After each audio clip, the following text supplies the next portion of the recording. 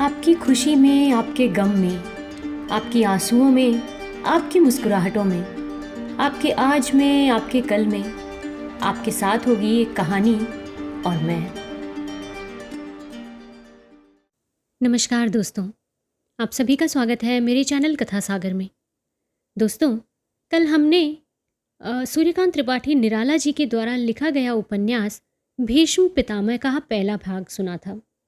आज मैं उसी संकलन से भीष्म पितामह का दूसरा भाग आप लोगों के लिए लेकर आई हूँ। इस उपन्यास में हम भीष्म के जन्म लेने से लेकर उनके आगे के आने वाले जीवन की कहानी तक को जानेंगे। किस प्रकार धर्मपरायण रहते हुए उन्होंने हम सबको धर्म के पथ पर चलने का संदेश दिया, ये जानेंगे। युवराज भीष्म माता गंगा और राजा शांतनु जी के पुत्र थे। जब शांतनु और गंगा का विवाह हुआ था तो गंगा ने एक शर्त रखी थी कि शांतनु कभी भी गंगा से कोई सवाल नहीं पूछेंगे, और जिस दिन शांतनु ने गंगा से जो भी वो कर रही हैं उसके बारे में अगर कोई भी सवाल पूछा तो वो शांतनु को छोड़ के चली जाएंगी और अपना रास्ता बदल लेंगी। हुआ भी यही। माता गंगा के 7 पुत्र हुए। एक के बाद एक माता उन सभी पुत्रों को ले जाकर गंगा में प्रवाहित करती रहीं। शांतनु 7वें पुत्र के जन्म तक ये सब देखते रहे। उन्होंने कई बार कोशिश भी की कि वो जाके माता से पूछें कि वो ऐसा क्यों कर रही हैं, लेकिन माता का वचन उन्हें बार बार ये करने से रोक लेता था। उन्हें डर था कि कहीं उनके प्रश्न पूछने पर माता उन्हें सदैव के लिए छोड़कर चली न जाएं।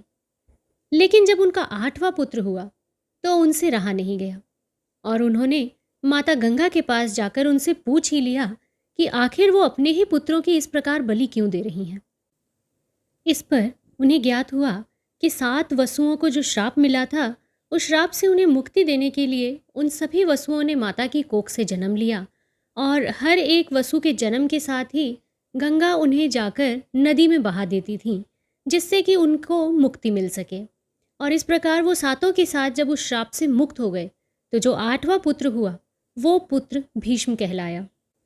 महाराज के सवाल पूछने पर ही माता ने उनको अपनी प्रतिज्ञा याद दिलाई और उन्होंने कहा कि अब मैं चलती हूँ।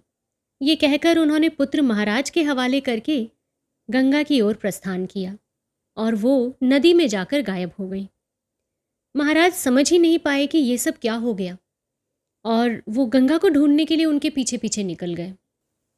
महाराज ने अपना सारा राजपाट अपने मंत्रियों को सौंप दिया और वो गंगा किनारे जाकर तपस्या करने लगे। उधर महाराज के उसी पुत्र का नाम गंगादत्त रखा गया, जिसे पंडितों ने बाद में बदलकर देवव्रत कर दिया था। जब महाराज शांतनु वन में चले गए तो माता गंगा देवव्रत को अपने साथ ले गईं और उसके पालन पोषण और परवरिश की जिम्मेदारी अपने ऊपर ली। उन्होंने देवव्रत की बहुत अच्छे से पढ़ाई करी पूरी आश्रम विधि के अनुसार। माता गंगा ने महर्षि वशिष्ठ के पास बालक को रखकर सारे शास्त्रों का ज्ञान उन्हें दिलवाया और भगवान परशुराम के पास भेजकर अस्त्र संचालन की सारी शिक्षा उसे दिलवाई। इसके बाद एक दिन वो पुत्र महाराज को गंगा किनारे दिखा। महाराज ने उसके चेहरे पर जो तेज देखा तो अपनी नज़रें नहीं हटा पाए, और तभी गंगा ने उन्हें आकर अपने पुत्र से मिलाया और उसकी शिक्षा दीक्षा के बारे में भी सारी जानकारी दी। उधर माता गंगा ने महाराज को राजधानी लौट जाने के लिए भी तैयार कर लिया और वो अपने पुत्र को लेकर अपने राज्य को वापस लौट आए। तो चलिए दोस्तों, अब इसके दूसरे भाग को सुनते हैं। अगर आपको पसंद आए इसका वाचन तो मेरे इस चैनल को सब्सक्राइब ज़रूर कीजिएगा। आइए इस उपन्यास के दूसरे भाग का आरंभ करते हैं। दूसरा भाग, भीष्म की भीषण भीष्म प्रतिज्ञा। महाराज को राजधानी में आए हुए देखकर प्रजाजनों के मुरझाए हुए हृदय प्रसन्नता से प्रस्फुरित हो गए, जैसे वासंती सरोवर के नव विकसित कमल फूल।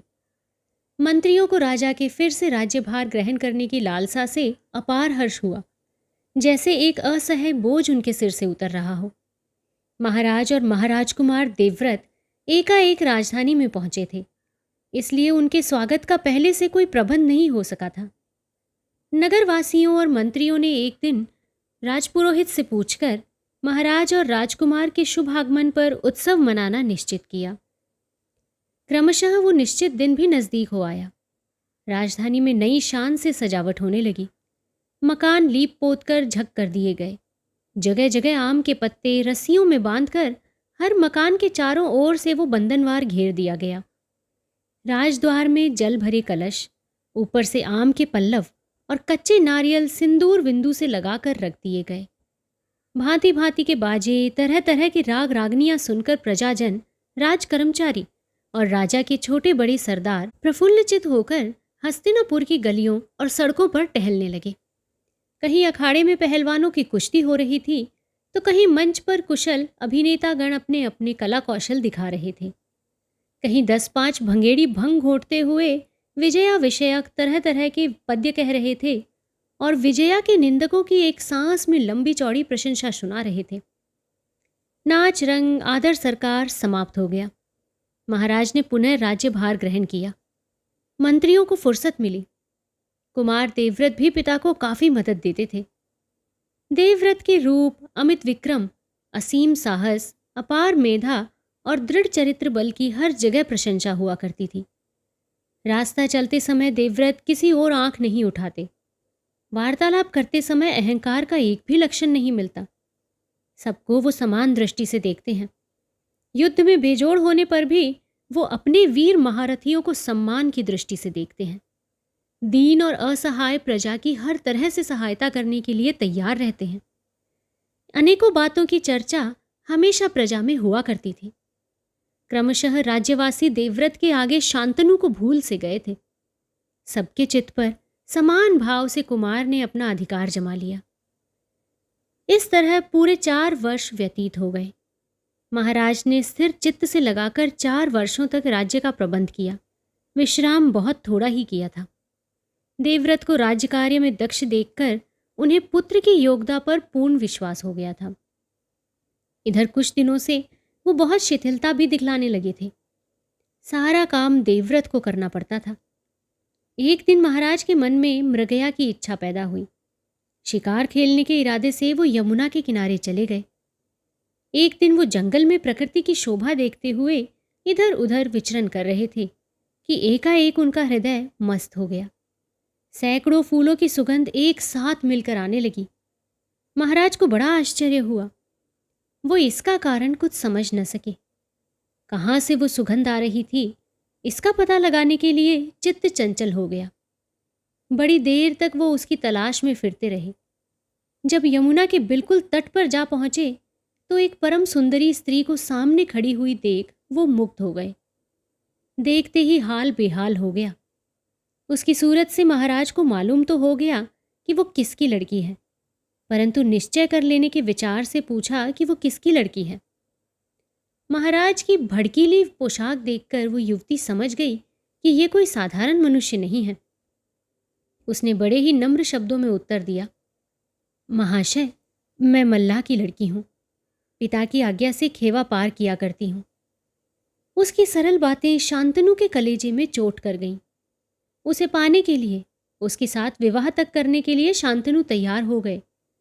वे उसके पिता के पास इस प्रस्ताव को लेकर गए। धीवराधीप ने धीरतापूर्वक शांतनु की कुल बातें सुनी।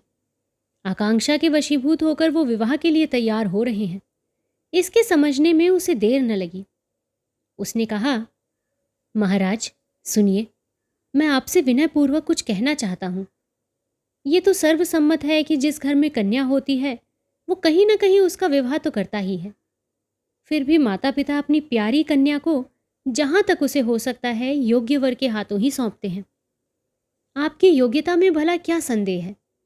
मेरा तो ये परम सौभाग्य है कि आप मेरी कन्या के पाणी ग्रहण के लिए खुद प्रस्ताव कर रहे हैं।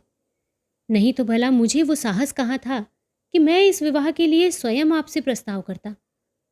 ये कन्या बड़ी ही भाग्यवती है। इसके भाग्य से आज मेरी कुटिया आपके चरण स्पर्श से पवित्र हो गई। परंतु महाराज, मेरी एक विनय पहले सुन लीजिए। मुझे विवाह कर देने में कोई उज्र नहीं है। सिर्फ एक बात है, वो ये कि मेरी कन्या के गर्भ से जो भी बच्चा पैदा होगा, आपके पश्चात राज्य का अधिकारी वही होगा। इस शर्त को आप मंजूर कर लीजिए। विवाह में ये इतनी अड़चन है। शुरू से आखिर तक धीव्र की बातें सुनकर महाराज ने धैर्य बनाए रखा, परंतु इसका कुछ उत्तर उन्होंने नहीं दिया। और देते भी कैसे? नीति का विरोध जो हो रहा था। महाराज के एक पुत्र और परम योग्य पुत्र देवव्रत राज्य सिंहासन के उत्तराधिकारी थे ही। धीवर की बातों से महाराज के हृदय को बड़ी चोट लगी।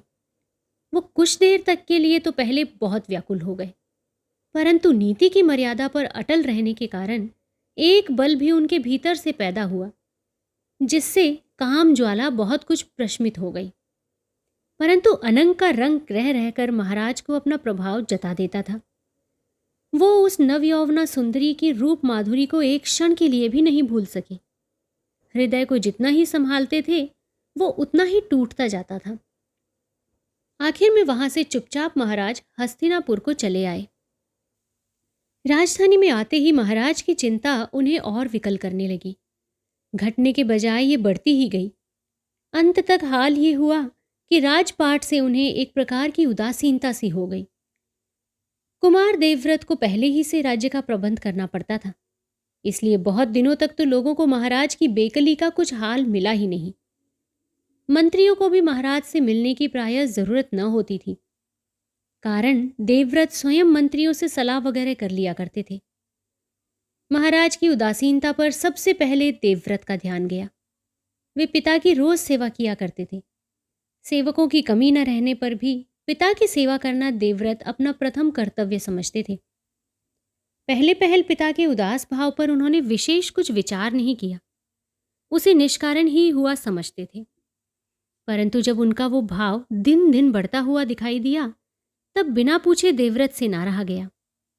कई दिन तो संकोचवश पूछने का इरादा करके भी वो पूछ नहीं सके। शांतनु की चेष्टाएं कुछ ऐसी हो रही थीं, जिन्हें देखकर उनके संबंध में कुछ प्रश्न करते हुए देवव्रत को एक अज्ञात संकोच हो आता था।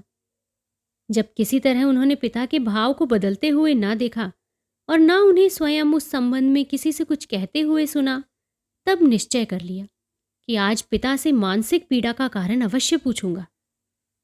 उस दिन जब सेवा के लिए देवव्रत पिता के पास हाजिर हुए और उन्हें उसी तरह चिंता क्लिष्ट पड़े हुए देखा, तो हाथ जोड़ विनीत स्वर में पूछा, पिताजी, जब से आप मृग्या करके लौटे हैं, तब से मैं आपको चिंताग्रस्त देख रहा हूं। क्रमशः आपकी भावुकता बढ़ती जा रही है। मुझे ऐसा प्रतीत होता है कि आप उदासीन रहते हैं। आप न तो इसकी कोई दवा कराते हैं और न किसी दूसरे से कहते हैं कि आपको क्या हो गया है। पहले तो मुझे पूछने की हिम्मत ही नहीं होती थी, परंतु आपकी अवस्था देखकर अंत में मुझसे रहा भी न गया। बतलाइए, आपको क्या कष्ट है? मुझे आपके कष्ट से बड़ी पीड़ा होती है। आप कहिए, मैं आपके रोग प्रशमन का कोई उपाय करूं। देवव्रत की बातों में भक्ति थी। पिता के प्रति उनकी अगाध श्रद्धा प्रकट हो रही थी। शांतनु उनके आग्रह को हटा नहीं सके। अपनी व्यथा की कहानी पुत्र के निकट प्रकट कर दी। कहा, बेटा, तुम मेरे पुत्र हो। मेरी उदासीनता का कारण जानना चाहते हो। तुम मेरे वंश के दीपक हो। विद्या और अस्त्र शिक्षा में तुम बेजोड़ हो। तुम्हारे संस्कार जबरदस्त हैं। परंतु ये इतना सब होते हुए भी न जाने क्यों मुझे तुम्हारे लिए चिंता लगी रहती है। कारण संसार में सब कुछ नश्वर है। सबसे अधिक चिंता का कारण तो यही है, अगर तुम्हारा किसी तरह कोई अनिष्ट हो गया तो हमारा कुल उजड़ जाएगा। तुम्हारे लिए मुझे दृढ़ विश्वास है कि तुम अकेले 100 पुत्रों के बराबर हो, बल्कि उनसे भी बढ़कर हो। इसलिए तुम्हारे रहते अब विवाह करना उचित नहीं है। परंतु बेटा, धार्मिक सिद्धांत कुछ और है। वंश के अनुशासन में एक पुत्र वाला निस्संतान कहा जाता है। तुम्हें मैं ज्यादा क्या समझाऊं, तुम स्वयं सब शास्त्र पारंगत हो। तुम्हारे हृदय में किसी प्रकार का कलुष भी नहीं है। तुम महारथी वीर हो। मैं आशीर्वाद देता हूं, तुम्हारा शरीर समर क्षेत्र को छोड़ अन्यत्र कहीं भी नष्ट न होगा। अधिक और क्या कहूं, मुझे तुम्हारे लिए बड़ी चिंता रहती है। यही कारण है कि मेरा शरीर दुर्बल और मस्तिष्क क्षीण होता जा रहा है। देवव्रत को पिता की बातों से बड़ी चिंता हो गई। पिता की खिन्नता का कारण वो स्वयं है, ये उन्हें और दुखदायी हो गया। ये हाल उन्होंने अपने वयोवृद्ध एक मंत्री से कहा। महाराज की उदासीनता का कारण सुनकर पहले वो स्वयं महाराज से मिलने के लिए गए। उस समय देवव्रत से उन्होंने कुछ नहीं कहा। महाराज से मिलने पर उन्हें धीवर कन्या का कुल हाल मालूम हो गया। उसके प्रति महाराज की आसक्ति भी जाहिर हो गई। मंत्री ने महाराज की बातें तो चुपचाप सुन ली, परंतु उनका कुछ उत्तर या आश्वासन उन्होंने नहीं दिया। कारण देवव्रत को वो हृदय से प्यार करते थे। देवव्रत के गुणों पर वो इतने मुग्ध थे कि धीवर की शर्त को सुनकर उनके हृदय में आग सी लग गई थी। देवव्रत जैसे सुयोग्य राजपुत्र को गद्दी ना मिले, इस शर्त पर महाराज का दूसरा विवाह हो, ये उन्हें किसी भी तरह वांछित न था। इसलिए महाराज की बातों में अपनी राय बिना दिए ही वो चुपचाप वहां से उठकर चले आए। उनके आने पर देवव्रत उनसे फिर मिले। पिता के लिए अब क्या करना उचित होगा, इसके संबंध में उनसे विचार करने लगे। महाराज शांतनु की मानसिक अवस्था, सत्यवती के प्रति उनका अनुराग, धीवर राज की शर्त, महाराज का देवव्रत के प्रति प्रेम, ये सब बातें मंत्री ने देवव्रत को विस्तार पूर्वक सुनाकर कहा। अगर सत्यवती किसी तरह आ सके तो महाराज की अधिव्याधि सब तत्काल दूर हो जाए। देवव्रत मंत्री की बात सुनकर कुछ देर तक विचार करते रहे। मन में उन्होंने निश्चय कर लिया कि अपनी तरफ से पिता को सुखी करने में वो कोई कोर कसर न उठा रखेंगे। मंत्री से उन्होंने कहा कि मैं धीवर राज से मिलने के लिए जाता हूं। पिता को सुखी करना ही मेरा परम धर्म है। मैं यथासाध्य इस धर्म का पालन अवश्य करूंगा। देवव्रत का अविचलित भाव देखकर मंत्रमुग्ध की तरह मंत्री एकटक उन्हें ताकते रह गए। उनसे कुछ कहा नहीं गया। धीर भाव से देवव्रत ने वहां से चलकर सारथी को रथ तैयार करने के लिए कहा। बात की बात में रथ तैयार करके लाया गया। उनके साथ उनके सामंत सरदार भी हो लिए। सबको साथ लेकर रथ पर सवार हो यमुना तट की ओर चलने के लिए उन्होंने सारथी को रथ बढ़ाने को कहा। रथ यमुना के मनोहर तट पर पहुंचा। देवव्रत रथ से उतरकर धीवराज की कुटिया की तलाश में आगे बढ़े। पता उन्हें मंत्री से मालूम हो चुका था, इसलिए यथास्थान पहुंचने में उन्हें देर नहीं लगी। धीवर राज ने कुमार का बड़ा स्वागत किया, बड़ी भक्ति दिखलाई। देवव्रत ने धीवर से कन्या के लिए प्रार्थना की। उसने सामंत राजाओं के सामने हाथ जोड़कर देवव्रत से कहा, हे कुमार, आप महाराज शांतनु कुल के कुलदीपक हैं। आपकी प्रशंसा राज्य के एक छोर से दूसरे छोर तक फैली हुई है। आपकी तरह यशस्वी पुत्र शायद ही कभी किसी को मिलता है। परंतु आप स्वयं विचार कीजिए कि इस तरह का संबंध छोड़कर किसे दुख नहीं होगा। मैं तो एक साधारण मनुष्य हूँ।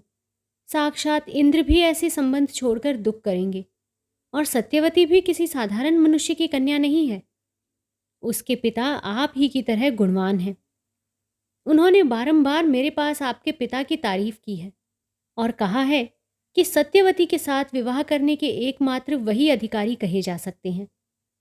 परंतु मैंने कन्या का पालन किया है, उस पर मेरा संपूर्ण अधिकार है।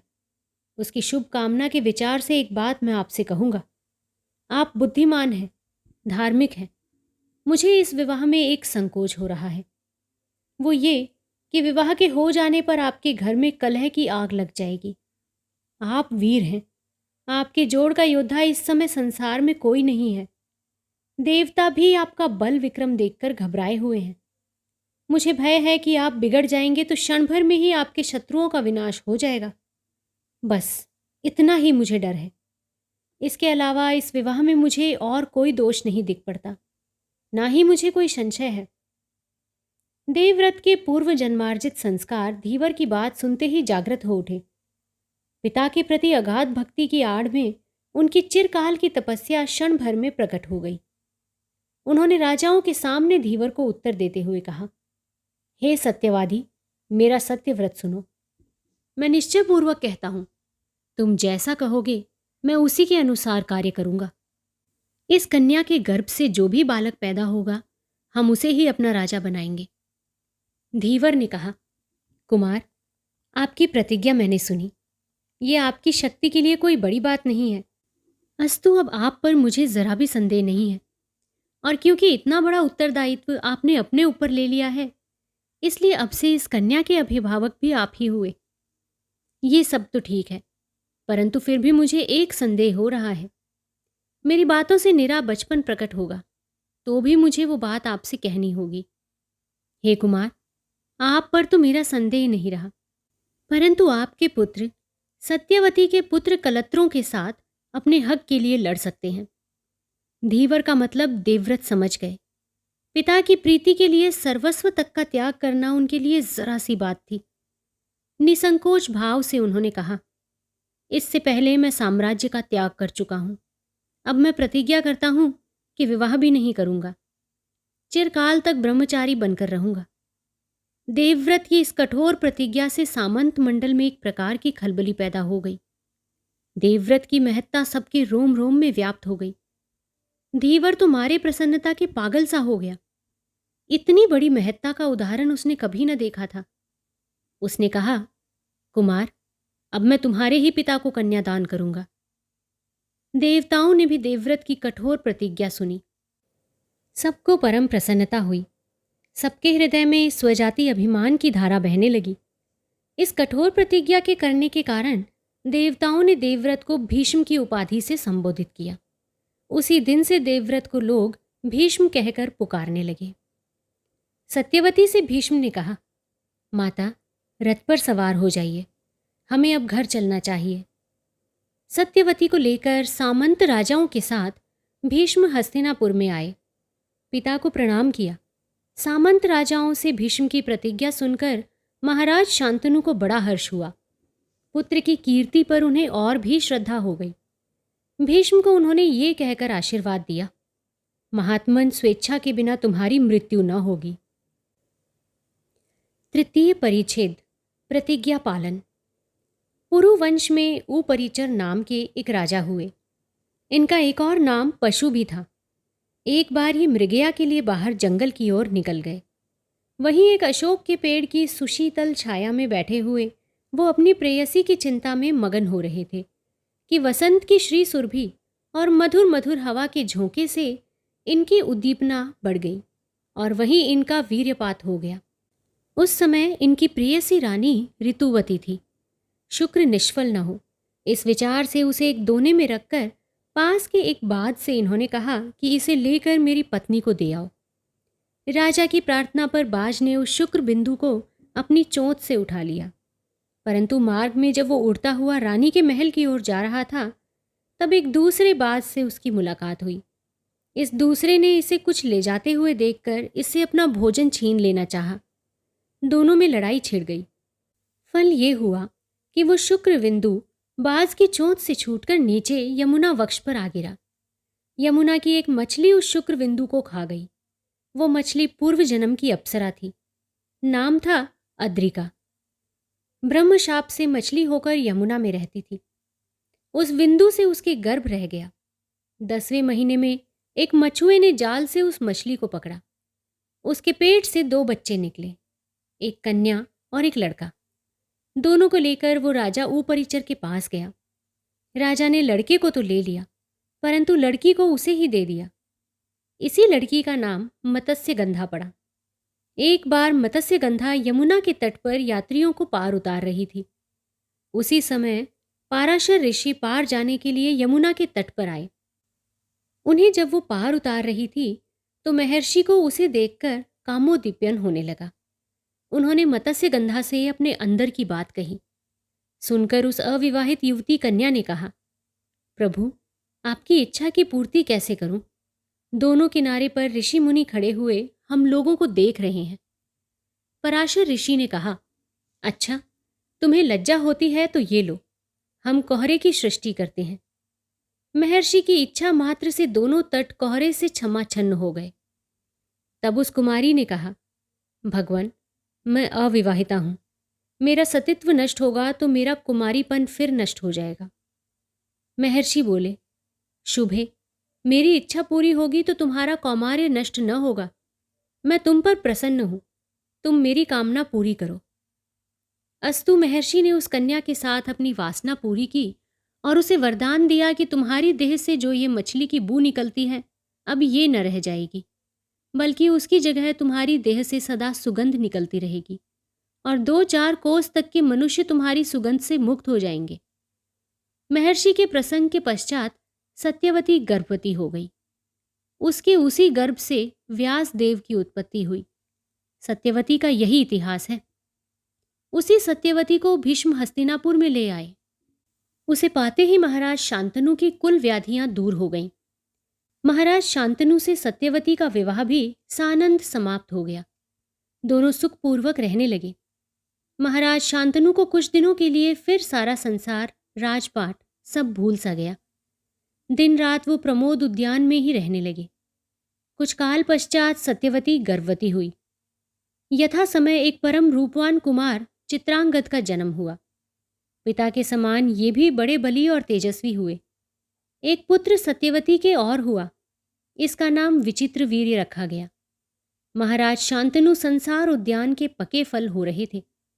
काल समीर के कुछ झोंकों के लगते ही वृक्ष से च्युत हो गए। उनके शरीर छोड़ने पर कुरु परिवार एकाएक एक अथाह शोक में समुद्र में घिर गया। सत्यवती जवानी में ही विधवा हो गई। भीष्म के सामने अब एक बहुत ही बड़ा कर्तव्य आ गया। पिता की श्राद्ध क्रिया, माता को आश्वासन प्रदान, भाइयों की शिक्षा, उधर निष्प्रभ भाव से राज्य शासन, सब काम एक साथ ही भीष्म पर मानो उनके धैर्य की परीक्षा के लिए नियति की अजेय सेना की तरह टूट पड़े। उस समय भी भीष्म को किसी ने विचलित होते नहीं देखा। एक एक करके अपने कुल कर्तव्यों को वो पूरा करते गए। महाराज शांतनु के बाद सत्यवती की आज्ञा के अनुसार भीष्म ने चित्रांगद को राजगद्दी दी। इन्होंने अपने बाहुबल से तमाम राजाओं पर विजय प्राप्त कर ली। उसी समय चित्रांगद नाम का एक दूसरा राजा था। वो गंधर्व था। उसके बल की था न थी। चारों ओर उसके बल विक्रम की तारीफ हो रही थी। ये प्रशंसा सुनकर समर में परास्त करने के लिए कुरुवंशी चित्रांगद ने अपनी फौज और सामंत सरदारों के साथ उस पर चढ़ाई का डंका पिटवा दिया।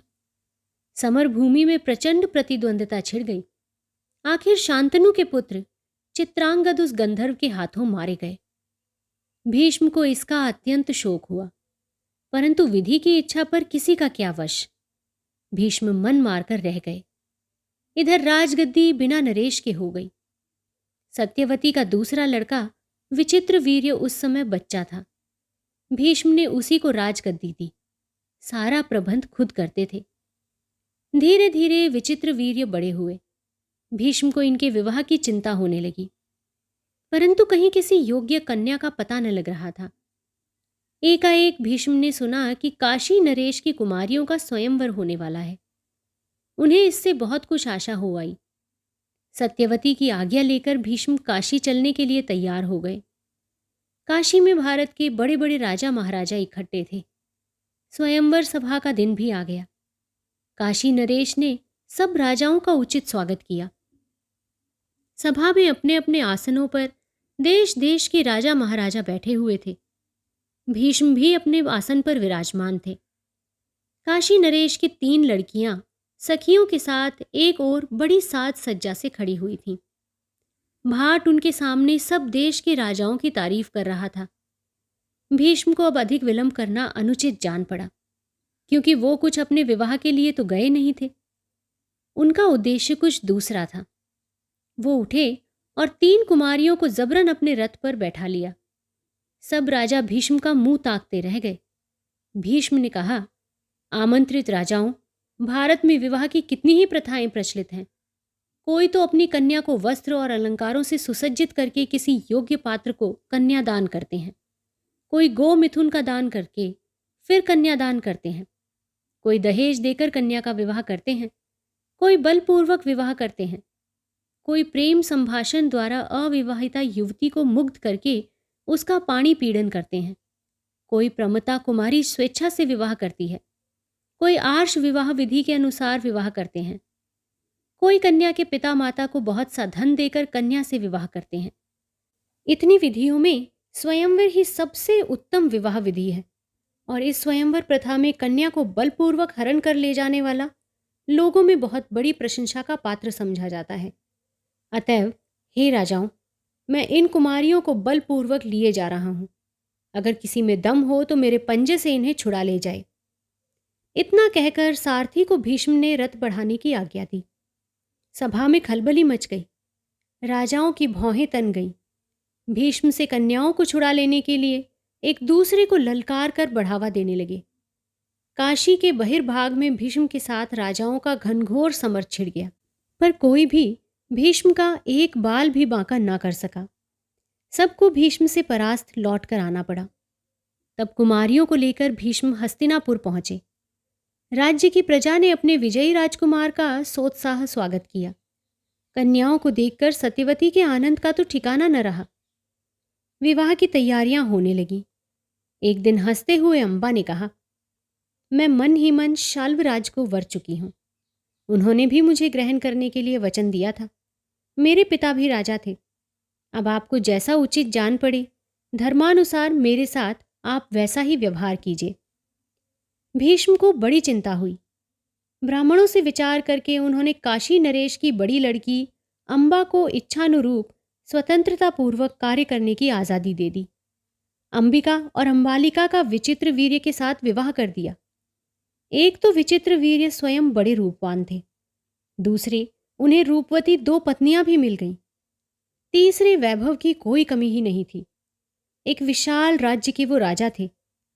अस्तु अपनी पत्नियों के साथ वो घोर विलास में डूब गए। इससे उनका स्वास्थ्य क्षीण होने लगा और कुछ ही दिनों के बाद उन्हें राज्य क्षमा हो गया। रोग की बड़ी चिकित्सा कराई गई, बड़े बड़े वैद्य बुलाए गए, परंतु कुछ फल न हुआ। अकाल में ही उन्हें काल कवलित हो जाना पड़ा। भीष्म को भाई के शोक के साथ ही राज्य की भी बड़ी चिंता हुई। सत्यवती को अपने कुल की और पिंडोदक की चिंता थी। एक दिन उन्होंने भीष्म से कहा, महात्मन, तुम्हारा यश संसार प्रसिद्धि ही रहा है। तुम अजात शत्रु वीर धनुर्धर हो, साथ ही वेद और वेदांत के ज्ञाता भी हो। सोचो कि अब तुम्हारा कुल डूब रहा है। तुमने विवाह न करने की प्रतिज्ञा की है, परंतु वंश रक्षा के लिए अब कोई उपाय नहीं रह गया है। इसीलिए यदि तुम इन दोनों विधवाओं से पुत्र उत्पादन करोगे तो तुम्हें धर्मशास्त्र के अनुसार दोषी न होना पड़ेगा, क्योंकि पितृलोक की रक्षा का उपाय तुम्हें पहले सोचना होगा। सत्यवती की बातें समाप्त हो जाने पर महावीर भीष्म ने कहा, माता, ये तो हरगिज न होगा। मैं जिसके लिए प्रतिज्ञा कर चुका हूं उस कार्य को कदापि न कर सकूंगा। आज मैं आपके समक्ष एक और प्रतिज्ञा करता हूं। सुनिए, मैं तीनों लोक की प्राप्ति छोड़ सकता हूं, स्वर्ग भोग छोड़ सकता हूं, इंद्रत्व का त्याग कर सकता हूं। इससे भी बड़ी अगर कोई पदवी हो तो मैं उसे भी छोड़ सकता हूं, परंतु सत्य का त्याग कभी नहीं करूंगा। सत्यवती और भीष्म में बड़ी देर तक धर्मशास्त्र अनुसार वाद विवाद होता रहा। भीष्म अपनी प्रतिज्ञा पर अटल रहे। पुत्रोत्पादन के लिए उन्होंने एक शास्त्रीय युक्ति बतलाई। कहा कि किसी अमोघ वीर्य ब्राह्मण को बुलवाइए और वंश रक्षा के लिए उनसे प्रार्थना कीजिए, तो उपाय हो सकता है। भीष्म की बात सत्यवती के दिल में जम गई। उन्हें अपने प्रथम पुत्र व्यासदेव की याद आई। व्यास को उन्होंने बुलाया और उनके वंश की रक्षा के लिए उनसे प्रार्थना की। व्यास माता की आज्ञा मानने के लिए तैयार हो गए। वो एक रात अंबिका और अंबालिका के शयनागार में रहे। चलते समय व्यासदेव ने अपनी माता से कहा, माता, आपकी आज्ञा का पालन तो मैंने किया, परंतु इससे आपको पूरा संतोष न होगा। युवतियों ने मेरा हृदय से स्वागत नहीं किया। पहली ने मेरे आते ही आंखें मूंद ली और दूसरी को मुझे देखकर इतना डर लगा कि उसका तमाम बदन पीला पड़ गया। इसलिए पहला बालक अंधा होगा और दूसरा पांडु रोग ग्रसित होगा। सत्यवती सुनकर हताश हो गई। इन 2 अयोग्य बालकों से राज्य का प्रबंध होना उसे असंभव दिखाई दिया। इसलिए इन दोनों की सहायता के लिए एक चतुर सहकारी की आवश्यकता प्रतीत हुई। उन्होंने व्यासदेव से फिर प्रार्थना की और एक दासी के साथ सहभोग करने का अनुरोध किया। माता की आज्ञा पर व्यासदेव सहमत हो गए। उस दासी ने व्यासदेव की बड़ी आव भगत की, हृदय से उनका स्वागत किया। व्यासदेव ने प्रसन्न होकर उसे वरदान दिया कि तुम्हारे गर्भ से जो पुत्र होगा वो बड़ा धर्मात्मा और राजनीति का पारंगत विद्वान होगा। इस तरह धृतराष्ट्र, पांडु और विदुर की उत्पत्ति हुई। विदुर दासी के पुत्र थे। मुरझाई हुई आस की कली फिर से हरी भरी हो गई। भीष्म को राज्य की चिंता से मुक्ति मिली। महर्षि व्यास की आज्ञा अनुसार धृतराष्ट्र अंधे हुए और पांडु रोगग्रस्त। केवल विदुर तंदुरुस्त थे। ये देखकर भीष्म को एक प्रकार की चिंता बनी ही रही। धृतराष्ट्र का विवाह उन्होंने गांधार देश की राजकन्या गांधारी के साथ कर दिया। गांधारी को जब मालूम हुआ कि उनके पति अंधे हैं, तो उन्होंने भी आंखों में पट्टी बांध ली और अपना संपूर्ण जीवन इसी अवस्था में बिता दिया। पर पुरुष का उन्होंने कभी मुखावलोकन नहीं किया। पांडु के 2 विवाह हुए। उनकी प्रथम पत्नी कुंती थी और दूसरी माद्री। धृतराष्ट्र के 100 पुत्र हुए, जिनमें दुर्योधन सबसे बड़ा था, और पांडु के 5 पुत्र हुए, 3 कुंती के गर्भ से और 2 माद्री के गर्भ से। युधिष्ठिर, भीम और अर्जुन कुंती के पुत्र थे और नकुल और सहदेव माद्री के। विचित्र वीर्य की तरह पांडु को भी यौवन की प्रथम अवस्था में ही कालग्रस्त हो जाना पड़ा। इन्हें एक ऋषि का ऐसा ही श्राप था। पांडु की मृत्यु हो जाने पर माद्री अपने पुत्रों को कुंती के हाथ सौंपकर पति के साथ चिता में जल गई। माद्री मद्र देश के राजा की कन्या थी और कुंती श्री कृष्ण के पिता वसुदेव की बहन। धृतराष्ट्र अंधे थे, इसलिए पांडु को ही राजगद्दी मिली थी।